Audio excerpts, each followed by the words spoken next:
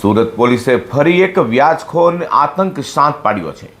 માથાભારે વ્યાજખોરે 35 લાખ રૂપિયાની અવેજમાં હીરા વેપારીનું મકાન પણ પડાવી લીધા બાદ ગામની જમીન પડાવવાના પ્રયાસ કરતા આખરે વેપારીએ પોલીસ ફરિયાદ કરતા સિંગણપોર પોલીસે તેને ઝડપી પાડી કાયદાનું ભાન કરાવી તેનું સરઘસ કાઢ્યું છે।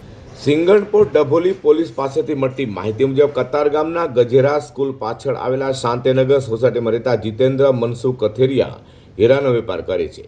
વર્ષ 2016માં તેમને પૈસાની જરૂર હોવાથી કતારગામ સોનલ પાર્ક સોસાયટીમાં રહેતા ભરત ઉર્ફે લાખો બોઘા સાટિયા પાસે વ્યાજે 35 લાખ રૂપિયા લીધા હતા। ત્યાં ભરત ઉર્ફે લાખો ભરવાડે કતારગામ સોનલ પાર્ક સોસાયટીમાં આવેલા જીતેન્દ્રના મકાનનો વેચાણ કરાર કરાવી અને જ્યાં જીતેન્દ્રએ ટુકડે ટુકડે ભરતને 16 લાખ રૂપિયા ચૂકવી આપ્યા છતાં ભારતે મકાન પચાવી પાડ્યું હતું। ત્યારે અંગે જીતેન્દ્રએ પોલીસમાં ફરિયાદ કરી હતી। દરમિયાન 8મી જુલાઈના રોજ સવારે જીતેન્દ્ર મિત્ર ગિરીશ સાદરિયા સાથે કતારગામ સોનલ પાર્ક પાસે આવેલા નાસ્તાની લારી પાસે ઊભો હતો।